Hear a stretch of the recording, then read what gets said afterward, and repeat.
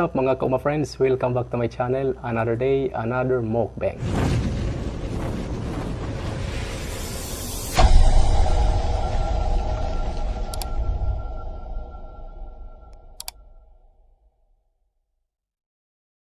For today's mukbang mga kauma, nagluto nga pala ko ng fried fish, pritong isda, at meron tayo ditong banana blossom in coconut milk, tinataang puso ng saging, at meron tayong 3 pirasong sili, pampagana sa kain, at yung rice natin nasa likod, at meron tayong sausawan, tuyo mansi, para sa pritong isda.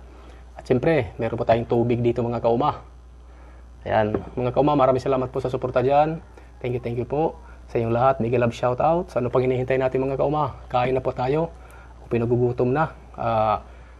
Comment down below kung sino po ang nakakain na po nito. Napakasarap to mga kauma. Kain po tayo. Bilis na pong pagkain. Maraming salamat po Lord. At malinis na pong kamay natin. So let's get started. Kain na po tayo mga kauma. Let's mukbang.